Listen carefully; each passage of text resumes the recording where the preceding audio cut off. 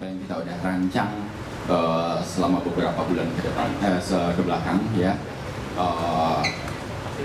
Kita happy.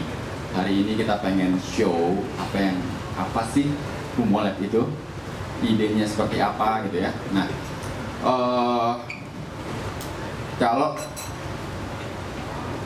sebelum ke Kumu App ya, saya ada story. Jadi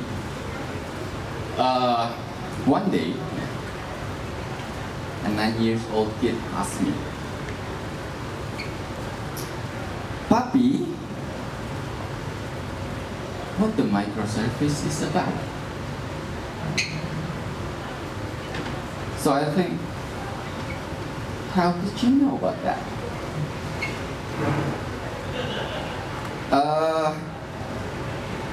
Untuk anak seumuran dia, I hear your meeting, Papi, every day. I remember it was during COVID-19, ya, 2020. Ya, kita bisa rasain waktu itu interaksi kita ya di rumah. Well, okay, it's just an application, baby.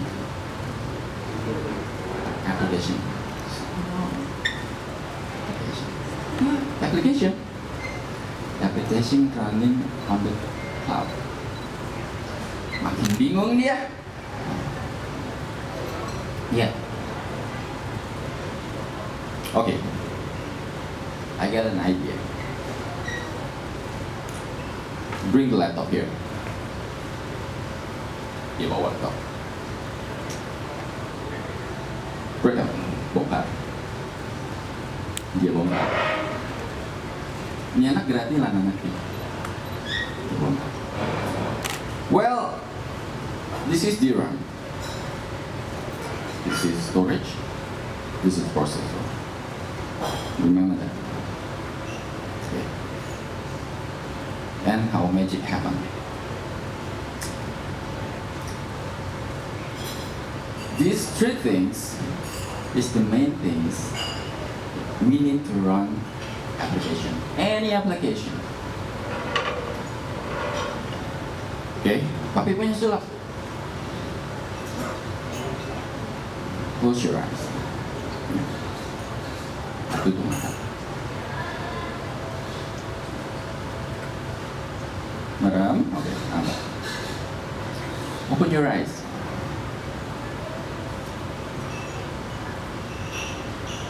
Udah nggak ada tuh. Tiga. Oke. Udah Papi taruh di awan.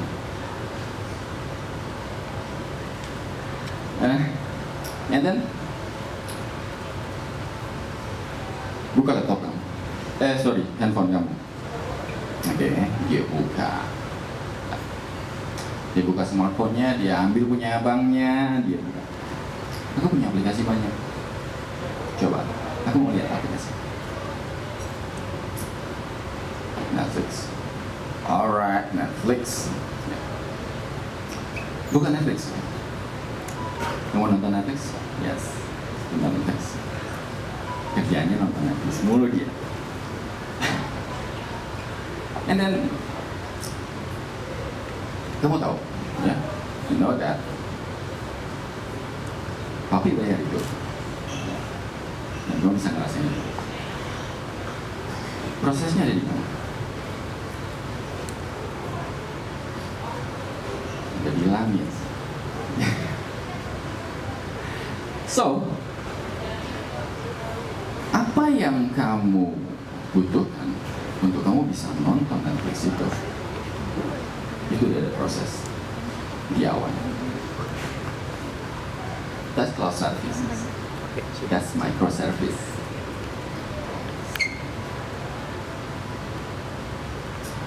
Dan udah tuh, nggak digunain lagi laptopnya. Biarin dulu. Oke, dia main. The next day, yeah, I bring back the question back to him. So, kid, what the microservice service is about? Netflix. And then dia jawab, Netflix gampang kayak gitu. So, ngapain buat jasa yang sampai awan dia buat taunya Netflix. Oke, sebegitu mudahnya anak sekarang nangkep ya. Dia tahu aplikasi, bagaimana aplikasi berjalan, dan dia bisa nikmatin aplikasi itu. Ya. Kita mau cerita tentang sebuah teknologi, ya, yang di dalamnya ya, isinya tentang pengembangan. Saya mau tahu kira-kira di teman-teman nih sekarang nih, ada berapa banyak yang pakai service cloud provider?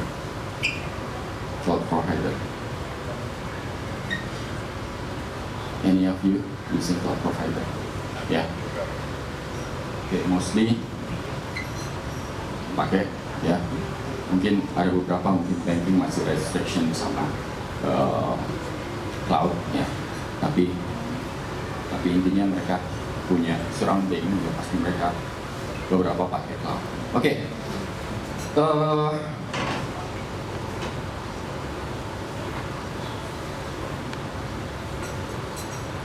Next, yang kita tahu ada 3 main kategori di cloud. Infrastructure as a service, platform as a service, software as a service. Mungkin saya nggak banyak jelasin karena teman-teman mungkin udah tahu 3 ini ya. Di luar itu banyak lagi, masih banyak lagi, ada bare metal as a service, apa lagi? Di security ada security managed service ya. Dan banyak lagi. Nah, kalau infrastruktur ya kita bicara bahwa bagaimana kita nyewa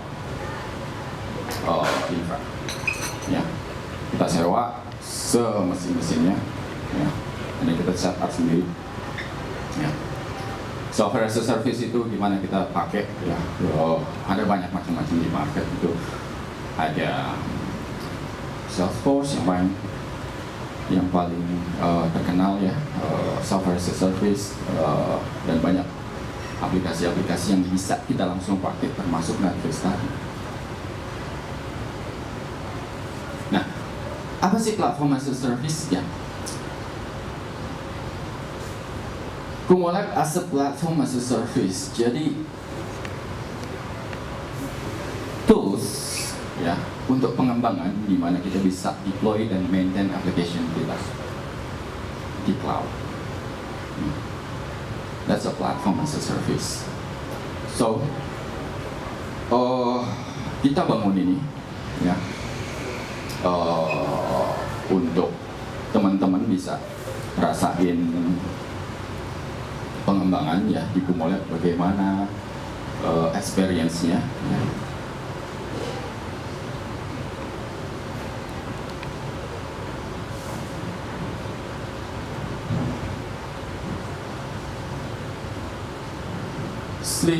Simply ya, intuitive dashboard.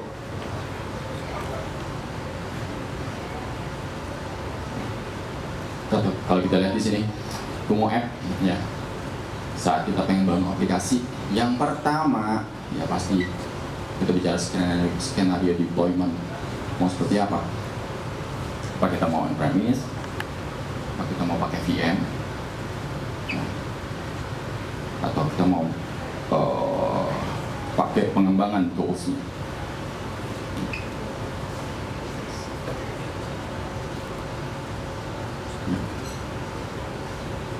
Di Kumo App, ya. Kalau kita lihat di sini Kumo App, kita bisa set, ya, automation saat kita udah siapin script kita, ya, application-nya, kita bisa set.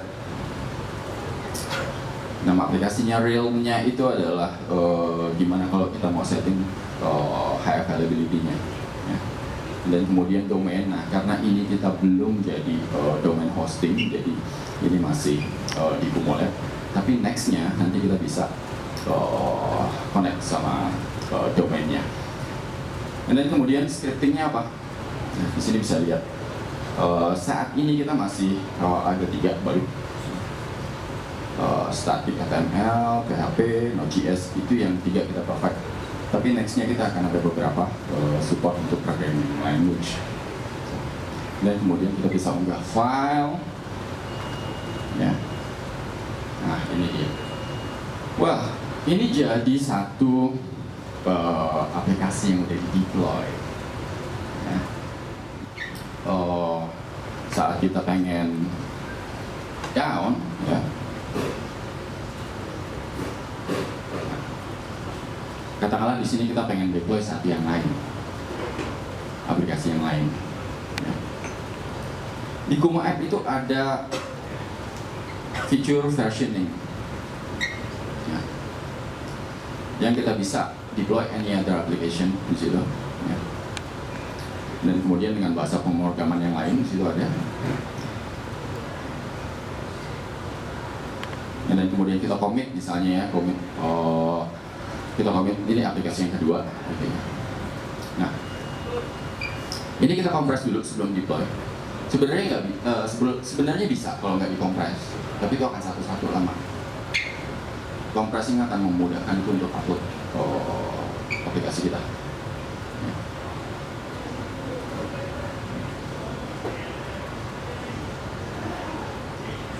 So, kalau misalnya tadi di atas kita review sedikit tentang aplikasi Kumu Lab, ya. Kumu Lab itu container based, ya. Container based platform as a service. So, apa yang tadi kita deploy itu, Kumu App akan langsung generate satu container. Jadi akan ada satu kontainer yang itu isinya aplikasi tersebut. Tadi kita bicara platform as a service, gimana ada tools pengembangannya di situ, gimana ada settingannya di situ, ya, setup and configuration semuanya ada di situ. Apa sih kontainer? Gitu ya. It's a simply like virtualization. So, apa bedanya sama VMware? VM. Sebenarnya dua ini sama-sama berbagi satu terminologi, yaitu virtualization. Kalau bisa dibilang ya, VM itu di layer OS, ya, abstraction di layer OS. Container in the other side, abstraction-nya itu di layer application. Kemudahannya apa? Kalau misalnya kita pakai container atau kita pakai VM, dua-duanya sebenarnya sama. Ini bukan satu pilihan, ya. Tergantung di mana kita bisa kita menetapkan strategi deployment kita. So, jadi saat kita pengen memilih deployment kita mau di mana gitu ya, itu tergantung dari strategi deployment kita. Yang kita tahu tadi ya, secara arsitektur ya, kalau kita bicara abstraction tadi, itu semua OS-nya yang di VM itu include di dalamnya karena dia butuh OS-nya di dalamnya. Sementara container ya, itu dia berbagi kernel. Jadi dia di atas bermetal, di atas satu mesin, ya, dia akan berbagi kernel. Ya. So, jadi ini semua ya, bisa diimplementasi yang tergantung strategi kita di lapangan. Ya. So,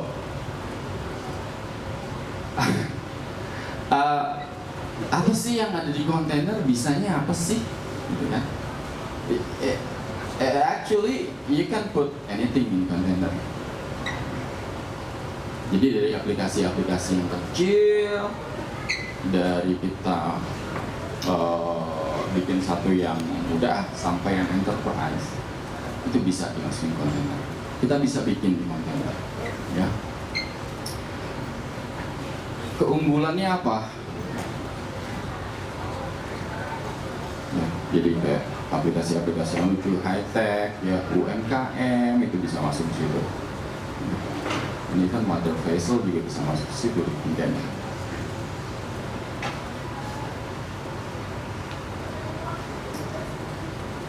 So, why Kumo Labs? Pertanyaannya, kenapa sih harus pakai Kumo Lab?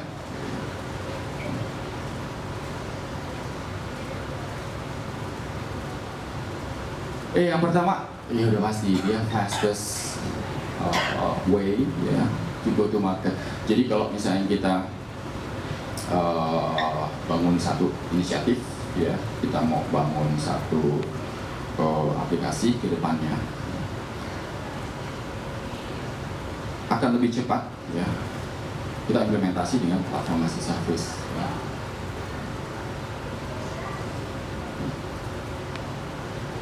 Improve DevOps ya pastinya. Kalau DevOps itu saya nggak tahu, saya bukan orang DevOps, tapi ini akan membantu DevOps untuk punya satu pandangan yang strategis gimana sih deployment gitu ya. Jadi bisa menyiapkan juga DevOps untuk lebih cepat dengan automation. Cost efektif pastinya. Kenapa? Karena Kumo Lab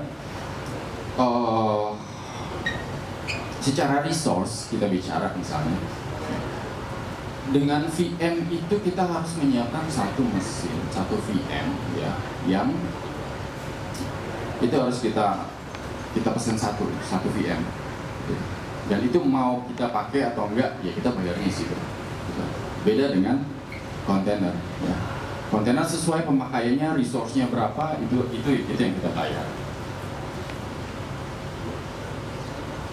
Scalability ya, jadi bisa nggak sih di scalable gitu kan resource-nya?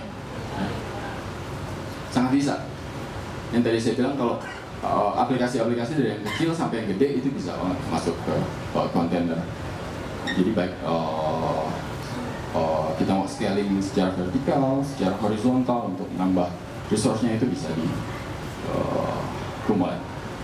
Innovation ya pasti ini kita akan mendorong inovasi dengan adanya Kumo Lab. Kita harapin inovator ya, pengembang itu bisa punya kemudahan dan dia bisa lebih cepat mengembangkan aplikasinya.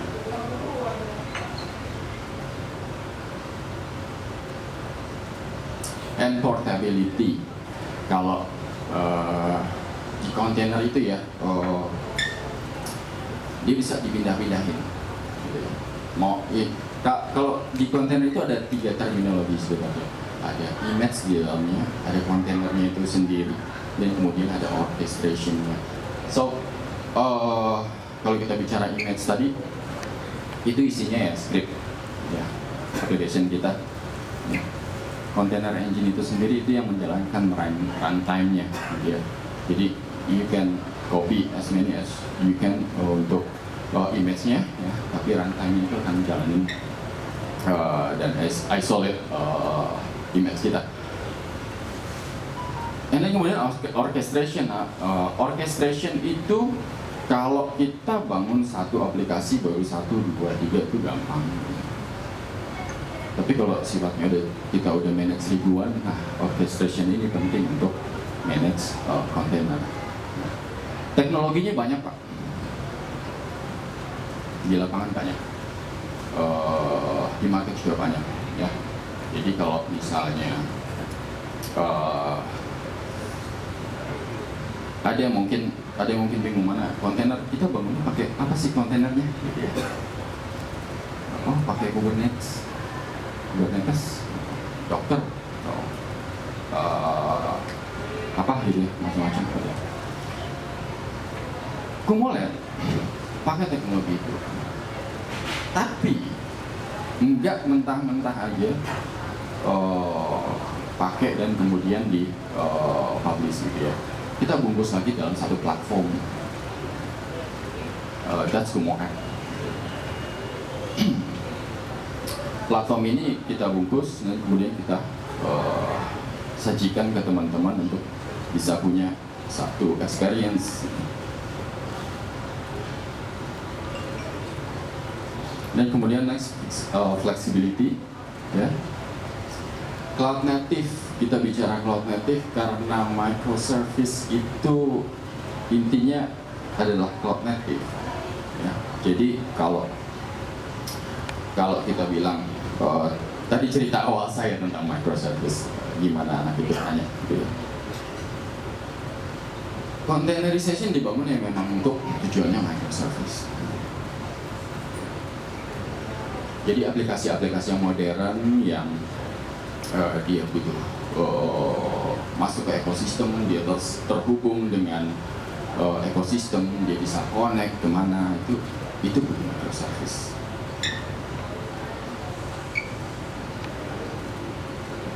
Oke, kemudian ada versioning. Kita mungkin nanti habis ini akan di demo, ada demo ya, Kumu App bagaimana kerjanya, bagaimana experience-nya. Versioning ini berguna saat kita ngembangin satu aplikasi. Ya. Dan tadi kita commit satu aplikasi, kita deploy. Dan kemudian ada satu bug yang kita harus benerin. Ya. Jadi aplikasi yang ada tadi itu kita bisa down dulu, dan kemudian yang kita lagi revisi kita naikin. Ya. Dan kemudian itu bisa switch gitu ya. Nah, downtime-nya gimana? Kalau kita pakai container, ya, dengan orchestration tadi, itu hitungannya millisecond, Pak. Jadi di split second itu bisa langsung switch mana aplikasi yang sedang direvisi, mana aplikasi yang mau di down. Itu sangat-sangat cepat. Reduce complexity yang pasti.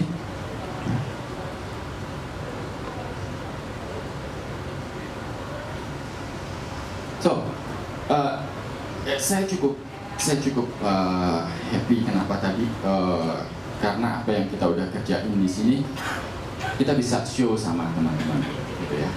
Jadi apa yang kita udah rancang, apa yang kita udah bangun selama ini, ya, walaupun ini masih versi beta, ya, tapi kita punya planning ke depan untuk ngembangin Kumu App. So dimulai dari kita punya core system, ya, kita udah rancang itu di Q1 2023, ya. Bisnis model kita udah jadi selesai, ya. Main infrastrukturnya juga, karena mungkin ada teman-teman yang tanya juga, oke, Kumu App jalannya di mana nih? Ya. Kita invest infrastruktur sendiri, ya, untuk jalanin Kumu App. Jadi kita langsung jalan di atas bare metal, yang itu, ya, itu kita pikir itu best practice ya untuk bisa jalan di bare metal dengan performance yang bagus. Dan kemudian September ini kita launching. Yang pertama kita launching itu Kumu App. Baru Kumu App aja. Jadi kita pengen teman-teman coba nih. Kita pengen teman-teman tahu dengan soft launching kita ini kita udah ada Kumu App dan bisa dicoba, bisa dites, ya. Dan kemudian teman-teman bisa kasih feedback ke kita sampai nanti kita launching di grand launching di Januari tahun depan, gitu ya. So kita harapin teman-teman bisa coba dan teman-teman bisa tes, ya, piloting, and then kemudian partnership engagement. Kita ada beberapa engagement sama partner-partner kita untuk beberapa solusi yang lain, ya. So the next ada beberapa yang kita pengen launching di Januari besok. Jadi pengembangan ini 3 bulan selain kita launching Kumu App-nya hari ini, ya, yang bisa dicoba. The next kita akan rilis KumoDB database, ya, SQL sama NoSQL ya, kita support nanti apa Mongo SQL nanti kita akan support di Januari tahun depan, gitu ya. Dan kemudian domain, ya, kalau tadi kita lihat kontainernya itu linknya masih pakai Kumo App, nanti kalau kita udah jadi domain hosting itu bisa langsung pakai domainnya sendiri. Landing page kita launching di Januari. Nah, kita juga punya marketing campaign. Acquiring customer-nya kita mulai start di Januari tahun depan, dan press release di tahun depan.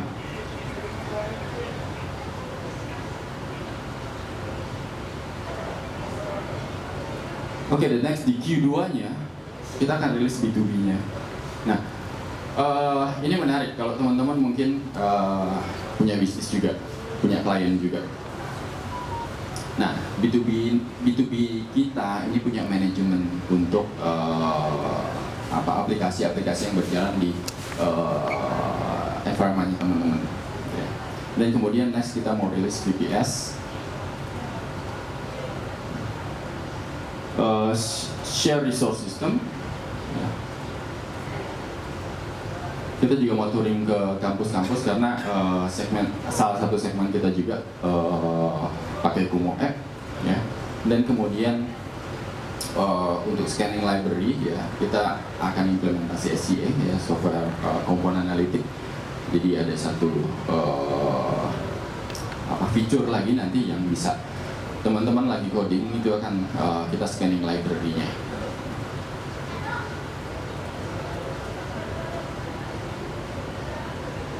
And then marketplace. Nah, ini menarik. Kalau kita nanti udah cukup berkembang, ya, marketplace ini penting untuk kita pengen jadi satu wadah, ya, satu wadah, ya, receptacle of innovation lah.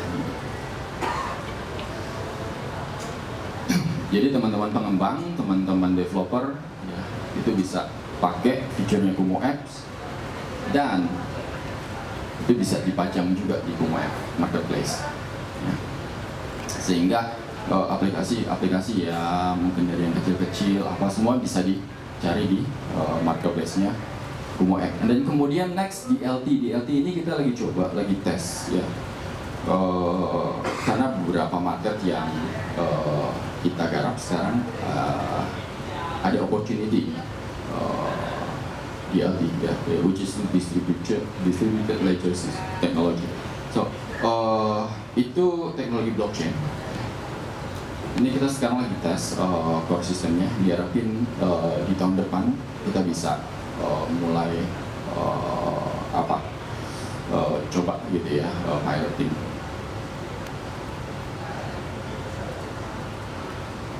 Next ada API, ya, untuk mendukung tadi B2B, ya. Source code management, ya, kita juga pengen rilis di awal tahun 2025, dan kemudian CI/CD, ya. Dan kemudian repository. So repository nanti akan ada storage, ya, buat teman-teman yang pengembang, dan bisa taruh di repository kita untuk source code dan aplikasi-aplikasi yang lain.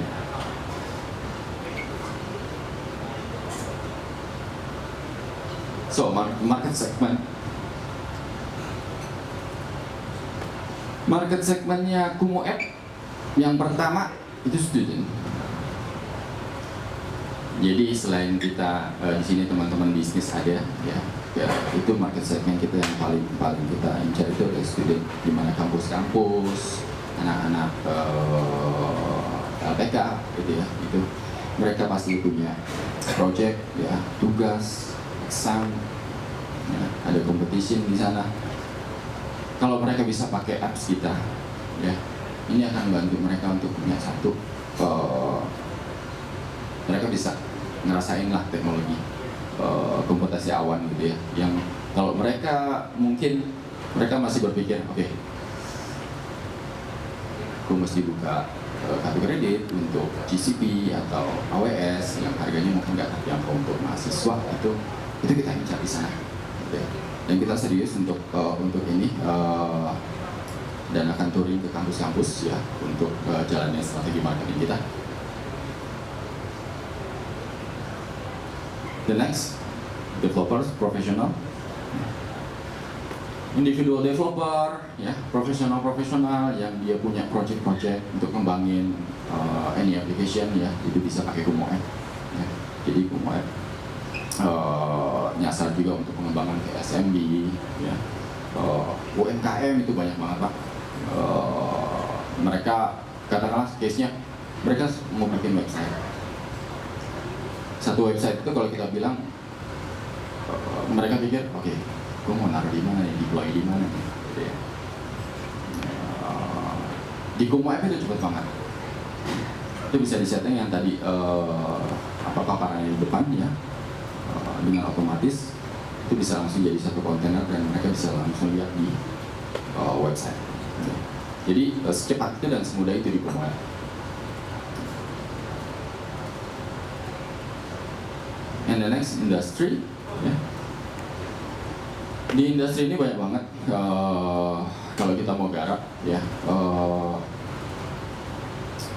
seiring berkembangnya microservice ya, sekarang semua institusi atau corporate itu udah mulai punya strategi untuk transform gitu ya, gimana mereka bisa terhubung ya ke ekosistem, mereka bisa connect sama payment gateway, sistem pembayaran dan segala macam itu mereka akan transform ke sana gitu ya. Jadi banking, fintech, manufacture juga ya, IoT itu pas banget ya kalau misalnya IoT itu kecil-kecil dan kemudian itu bisa terkoneksi satu sama lain dan itu juga nggak begitu berat ya.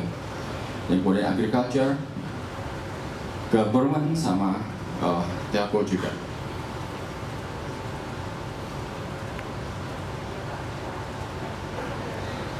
Secara market segmennya itu predisposition trennya naik Pak. Kalau kenapa kita berani sih bangun Kumo Lab ini? Ya. Karena secara market sampai 2027 itu trennya naik. Ya. Kalau nggak salah 27 miliar dolar sampai 2027 dan itu kita mau sasar itu ya. Jadi perkembangan cloud ya, saat ini ya, itu menjanjikan banget ya, ke depannya dan faktor-faktor pendorongnya banyak banget sejalan dengan rencana strategis pemerintah ya, dan kemudian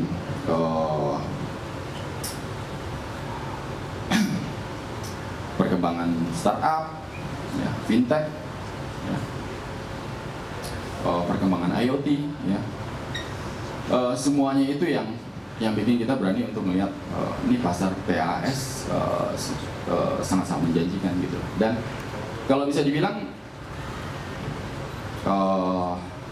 ada nggak sih platform as a service yang benar-benar ada di Indonesia, asli Indonesia gitu ya. Kalau kita lihat ya survei, ternyata belum ada Pak yang bangun platform khusus platform as a service gitu ya, container base yang benar-benar itu dibuat sendiri platformnya gitu ya. Rata-rata mereka jadi resellernya satu hyperscale ya, itu sebutnya katakanlah Google atau AWS gitu ya. Nah ini kita pengen coba ya manfaatin jeruk pasar ini dan kita mulai eksis ya. Makanya saya bilang sama teman-teman, oke, kenapa nggak kita mulai dulu aja apa yang kecil, apa yang kita punya sekarang ya, coba kita mulai, yakin aja dulu. So I'm really proud with my team. Mereka sangat-sangat antusias dan komit gitu. sampai detik ini dan kita bisa nyelenggarain event ini walaupun kita masih baru kecil ya, belum grand launching, tapi ini pengen kita tunjukin komitmen kita bahwa oh kita serius nih, kita pengen ngembangin gitu ya.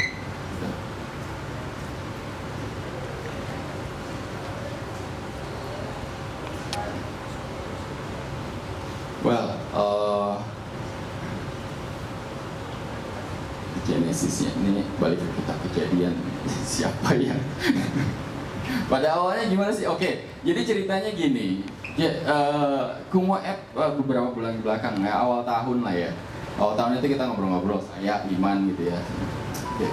Dari ngobrol ngalor ngidul dan kemudian kita bicara, oke, ada ide apa nih yang mau kita buat?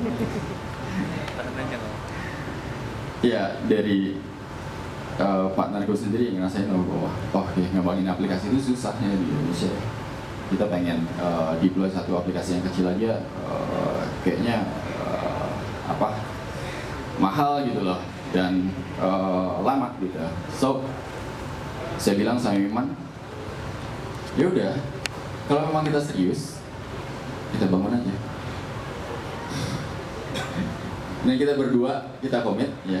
Ada beberapa tim di belakangnya, ya pasti kita ada yang bantu Pak. Kita ada yang bantu, ada tim beberapa tim development ya. Itu bantu kita dan semuanya volunteer ya. Jadi ini benar-benar istilahnya apa ya? Kita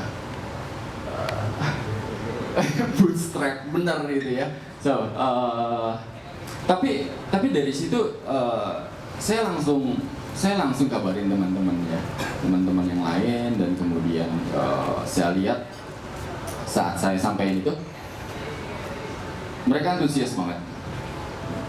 Ya, jadi apa yang bisa gue bantu nih?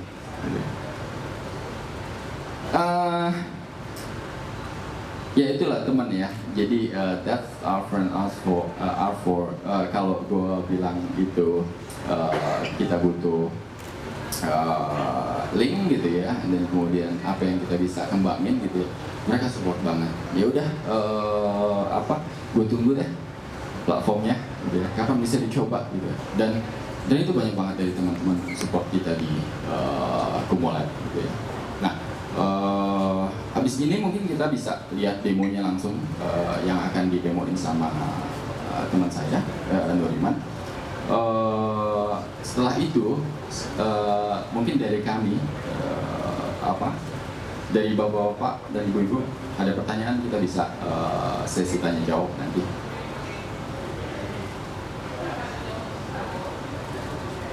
Oke, mungkin itu dari saya. Kurang lebih saya lanjutin lagi ke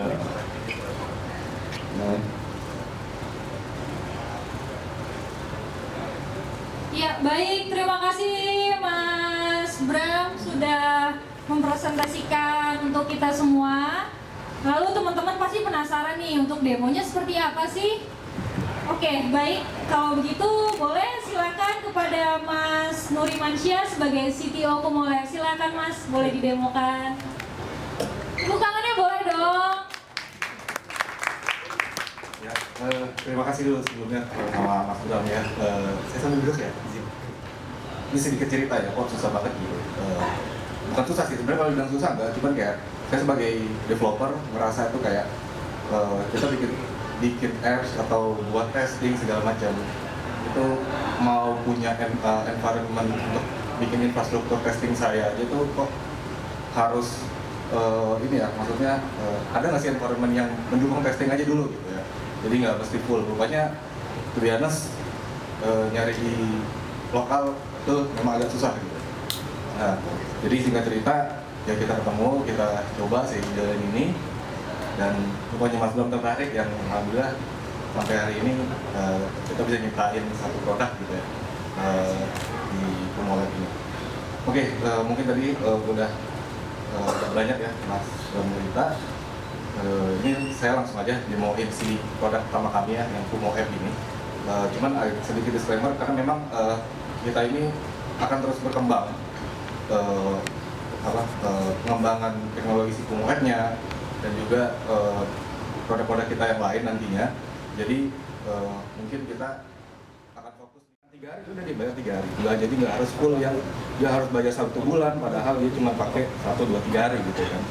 Nah, jadi kita menggunakan sistem saldo ini untuk menggunakan aplikasi. Nah, selanjutnya bisa demoin untuk bikin aplikasi baru. Jadi, nah ini mungkin Mas Bram belum sempat ini juga sedikit. Jadi kemungkinan kita akan ada beta testing juga itu. Jadi setiap user baru nanti akan kita kasih saldo 5.000 secara free di beberapa ya promo lah seperti itu. Nah, sorry. Wah ini udah habis sessionnya, bentar ya. Saya login dulu.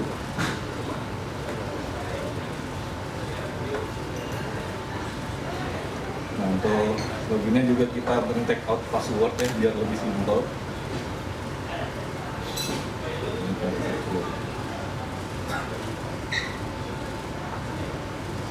Fitur high availability, jadi si kontainer tadi atau app Kumo app ini nanti dia user itu akan bisa memilih apakah aplikasinya itu bisa high availability. High availability itu artinya dia punya ability untuk si aplikasinya atau kontainer itu dia tetap running walaupun salah satu server kita down gitu ya. Jadi no downtime karena kita memang rencananya akan coba semaksimal mungkin mendekati zero downtime ke user gitu untuk meningkatkan SLA juga salah satunya. Nah, habis itu saya lanjut ya.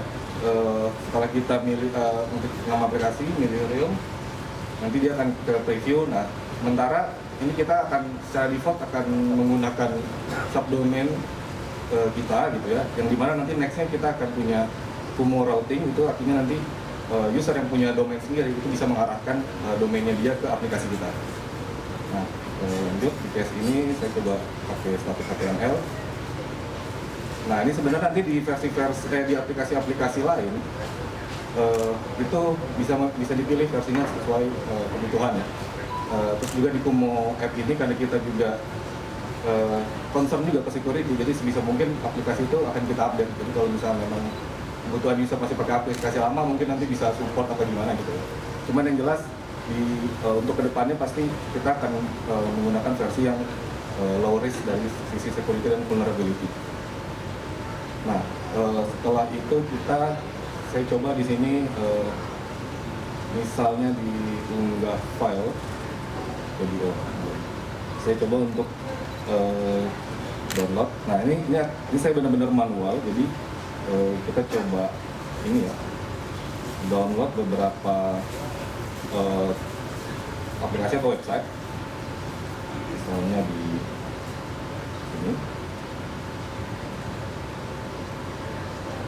ya, website yang ini pertama. Oke.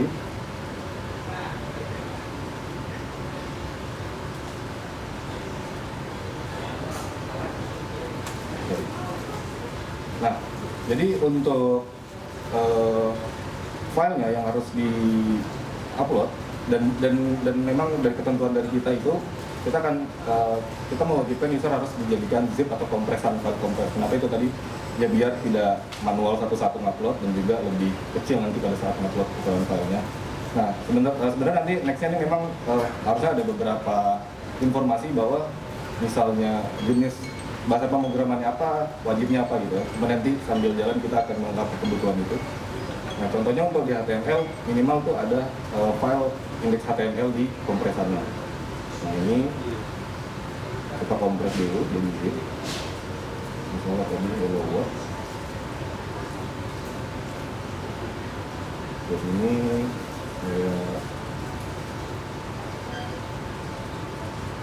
upload file zipnya di sini.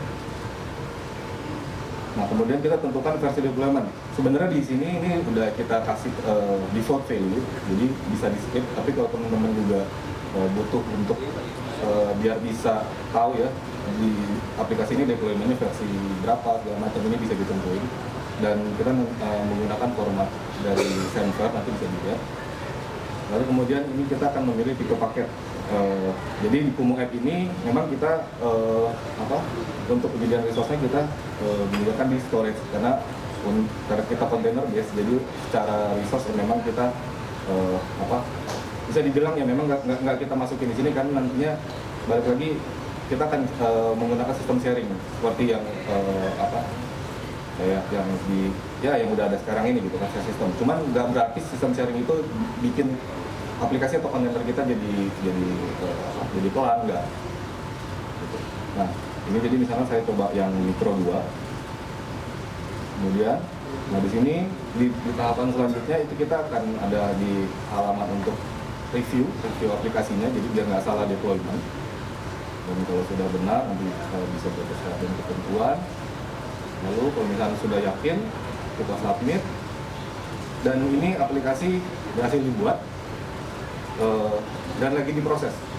Jadi kita dari belakang dari backend kita lagi proses, dan ini harusnya sih tidak lebih dari 1 menit sih untuk proses ini. Nah, ini kita bisa tunggu kurang lebih 10 detik, 20 detik. Nah, setelah ini nanti dia selesai, baru nanti si domain yang udah kita tadi customer tentukan itu udah bisa diakses. Nah, ini kalau sudah hijau berarti ini sudah selesai deployment, dan kalau kita refresh, aplikasi sudah langsung up dengan nama subdomain yang udah ditentukan tadi. Dan ini juga berlaku di berbagai macam bahasa pemrograman yang tadi kita pilih.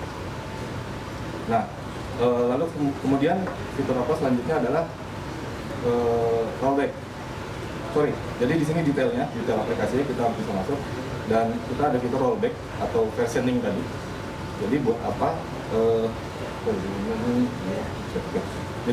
Jadi seandainya kita ada si developer atau customer itu punya kesalahan pada saat di versi awal, dia bisa melakukan rollback. Cuma pada saat ini kan ini masih satu versi. Nah, kita akan coba deployment versi baru dan kita akan rollback ke versi sebelumnya. Nah, untuk ngetesnya saya akan coba download APM yang lain yang ini. Download. Dan ini memang kita harus, nah ini harus sesuai dengan template tadi ya. Jadi memang ada indeksnya kalau untuk HTML.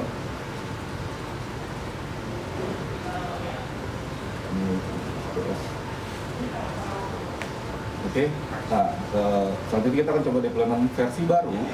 Itu untuk deployment versi baru, entry point-nya itu bisa dari depan di sini ataupun masuk ke dalam aplikasi ini. Nah, di sini kita mengunggah file yang baru, deployment yang baru, dan di sini ada catatan. Jadi sebenarnya untuk deployment ini kan ada 2 tipe deployment, itu bisa menggunakan file tadi, ataupun saat ini kita baru terintegrasi dengan GitHub. Nah, jadi nanti setiap aplikasi yang tipe file sudah tipe deployment sudah ditentukan, itu pada saat bikin deployment baru memang sesuai dengan yang sudah kita tentukan di awal, tidak bisa ganti dari file atau ke GitHub. Gitu. Jadi kayak yang ini karena di awal kita pakai file, pada saat deployment baru ya kita juga harus menggunakan file tipe deployment.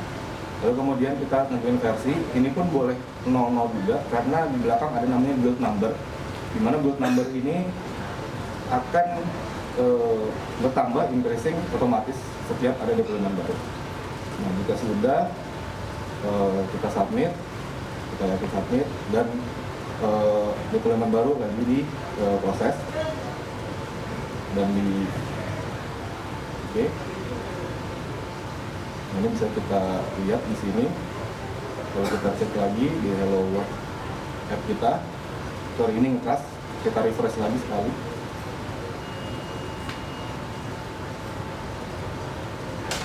Sorry, refreshnya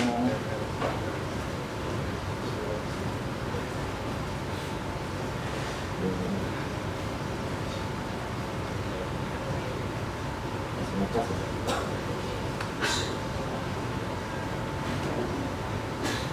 Ini sepertinya masih ngekas dari browser. Atau tadi saya belum, oh iya, saya malah, sorry, ini salah saya malah deploy Hello World. Harusnya tadi yang baru, yaitu yang SBF ini, Groby. Nah, kita deploy ya. Jadi tadi udah build number atau deployment kedua, berarti yang baru deployment ketiga. Oke. Kalau kita ini nggak ngelihat perbedaannya nanti. Nah ini lagi diproses. Kalau prosesnya sudah kelar, nanti dia di deployment. Nah di rollback history ini udah muncul ya. Jadi ada ini yang pertama kita, yang kedua tadi yang sama, dan yang ini yang baru. Nah di situ, nah ini udah selesai nih deploymentnya. Kita coba lagi apakah dia berubah, dan rupanya dia berubah. Jadi berhasil untuk melakukan deployment baru. Nah kemudian kita akan coba rollback. Nah rollback misalnya, nah ini dua versi ini sama ya sebenarnya. Jadi saya pindahin ke versi kedua aja. Nah, misalkan di deployment kita, oh ini salah tadi gitu ya, oh ini salah nih harusnya yang tadi. Nah ini kita tinggal rollback dan dia proses aplikasinya. Kita tinggal tunggu. Nah ini udah. Kita lihat, kita refresh lagi dan dia kembali ke versi sebelumnya. Dan versi yang sebelumnya tadi itu bukan sistem versioning kita, bukan dia turun, tapi dia membuat versi baru sesuai dengan versi rollback yang kita pengen rollback gitu ya. Jadi versinya nambah seperti itu. Untuk apa? Untuk nge-keep historinya kita, biar nanti suatu saat ada kita mau ini mau rollback juga atau mau ngeliat log dan macam lebih gampang. Oke, itu yang fitur rollback history. Kemudian ini juga kita, karena kita tadi dari Mas Bram juga sempat bilang bahwa kita container based. Jadi di setiap aplikasi ini kita juga bisa memberhentikan aplikasinya. Artinya apa? Artinya sewaktu-waktu kita, oh udahlah aplikasi kita jangan dipakai dulu, public jangan lihat dulu. Kita tinggal sesimpel mengklik tombol stop di sini, aplikasi berakhir berhenti, dan website kita atau microservice kita request lagi, dia nggak jalan. Dan kalau misalnya kita jalankan lagi, nah kita tunggu sampai hijau. Itu nggak terlalu lama. Nah dia starting dulu ya.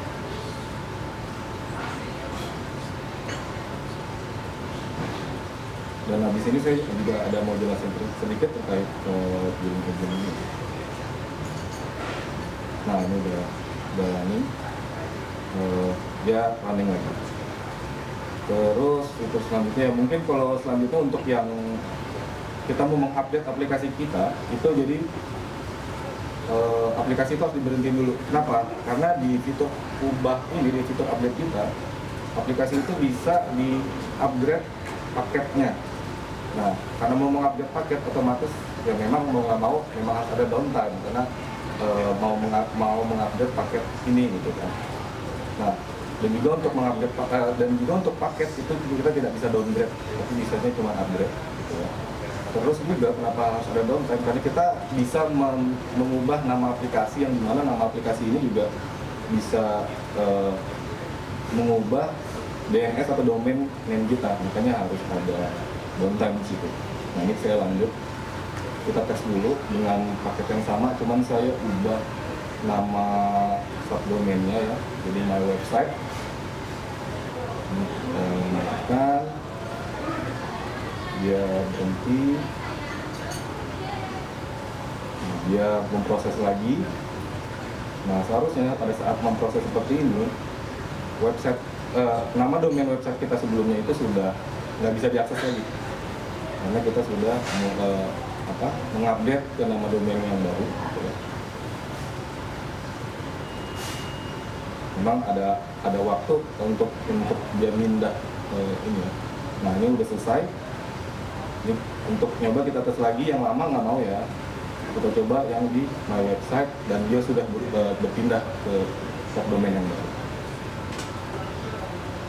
Nah selanjutnya sebelum ke selanjutnya kurang lebih sih untuk Kumu App, produk Kumu App kita itu sampai di sini. Cuman sambil kita akan terus mengembangkan improvement untuk si Kumu App ini ya, karena masih banyak banget yang harus kita improve juga gitu kan. Nah selanjutnya untuk top up billing tadi gitu ya. Jadi nanti kalau untuk top up itu kita juga udah sebenarnya sederhana gitu ya. Di sini kita bisa integrasi ke salah satu payment gateway gitu. Nah, kita top up. Nah kebetulan kita payment gateway pakai Mitrans gitu ya. Di sini ada kalau Mitrans nggak ada. Nggak ada. Nah, jadi sementara kita pakai Mitrans untuk nyoba. Nah di sini sistem top up-nya pun juga sebisa mungkin seamless, artinya tidak perlu lagi ada komunikasi antara customer dengan misalkan customer service kita gitu kan, customer support kita yang harus konfirmasi dulu, terus nanti dia jadi ada waktu di situ kan. Tapi kalau dengan adanya payment gateway ini jadi untuk top up juga harus tidak ada waktu. Nah kebetulan ini saya pakai sandbox ya dari Mitrans, jadi untuk testing dulu di sini kita coba tes sandbox. Kita coba simulasi pembayaran ya dari Mitrans. Ini. Nah ini saya coba pembayaran dari Bank Mandiri total 10.000, dimana saldo kas saya kan 4.900 sekian. Di sini ada coba bank transfer Mandiri gitu. Oke. Nah jadi ceritanya si customer tadi sudah melakukan bikin transaksi baru, terus dia pergi ke bank dan bayar gitu ya. Foto akunnya ceritanya. Nah pada habis itu dia bayar ya 10.000 ya, bener ya, sesuai dengan yang dia ini. Kita sudah. Nah di sini kita bisa back to merchant, payment successful, dan kita balik. Saldonya sudah bertambah 10.000 tanpa harus user konfirmasi ke Kumolet ataupun kita sama seperti kita. Dan nanti di bawahnya juga udah ada riwayat transaksi dari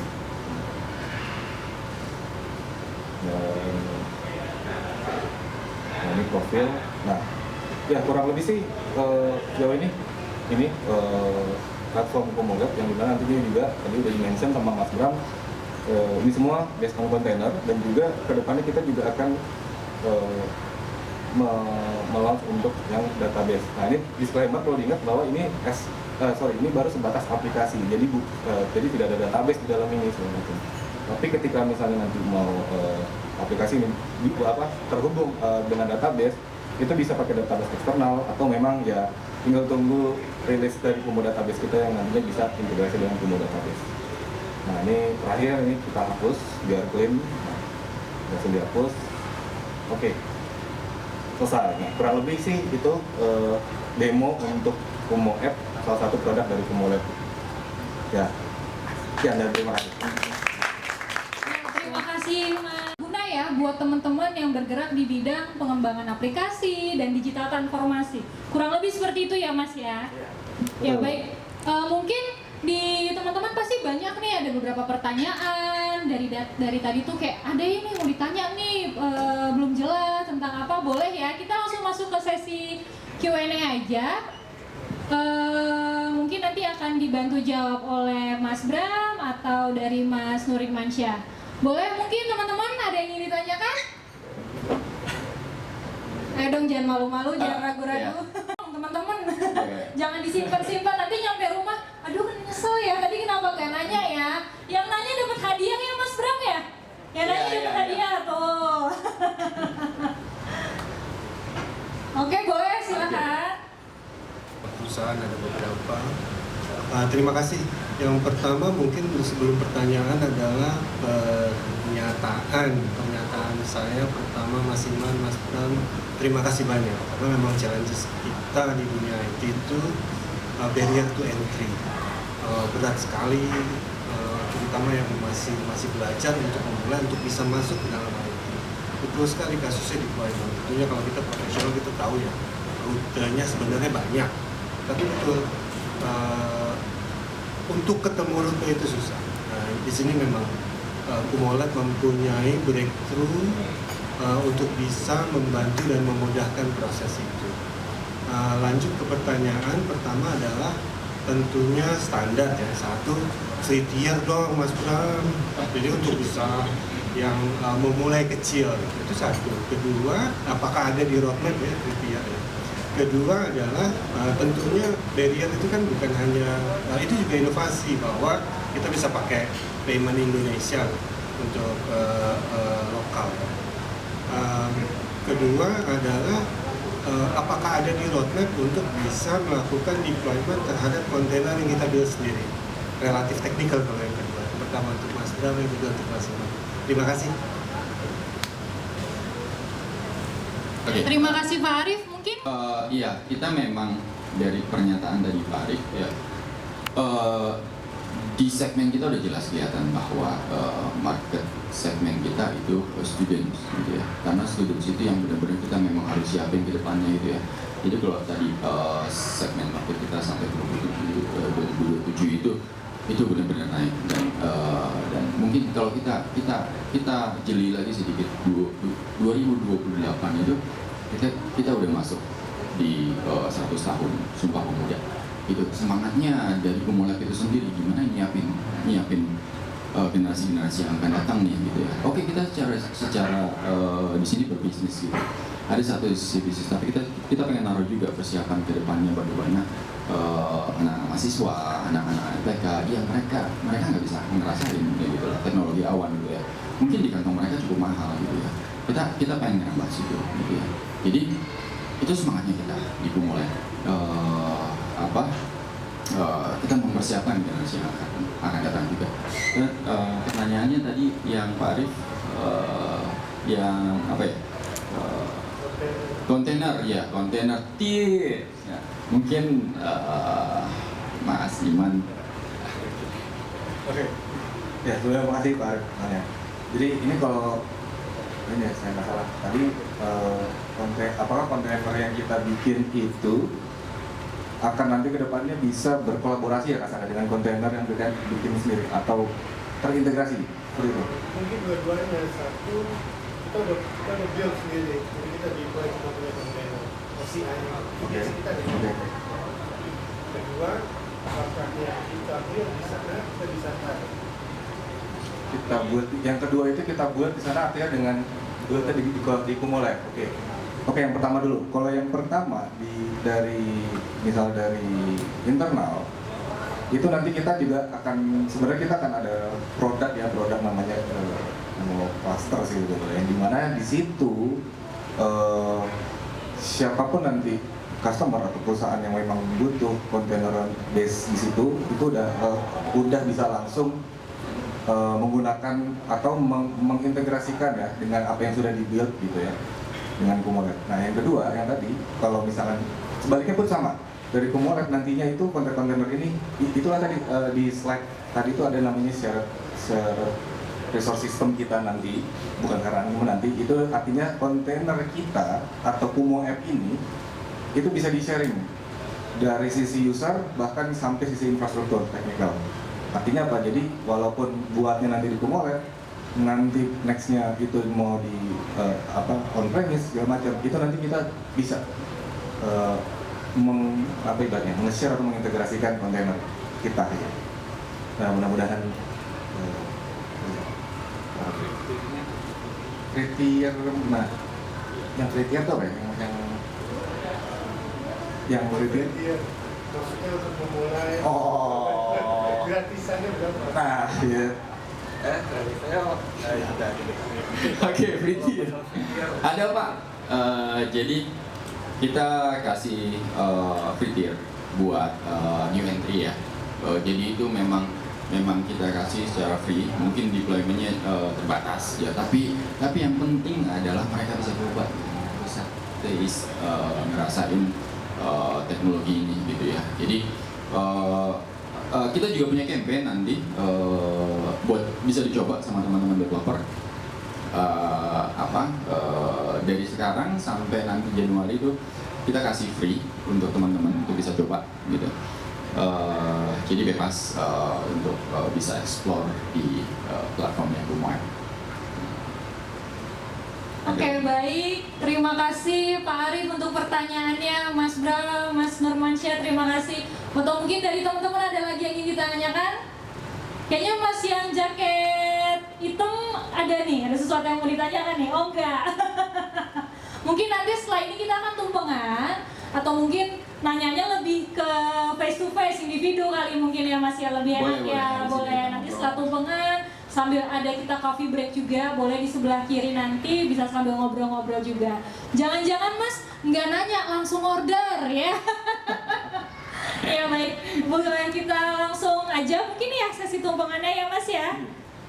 Oke, mungkin boleh bantu dipersiapkan teman-teman.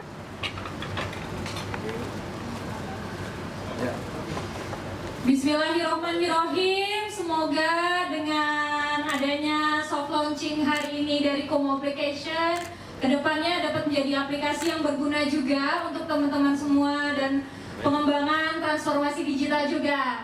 Mari kita hitung mundur, 3,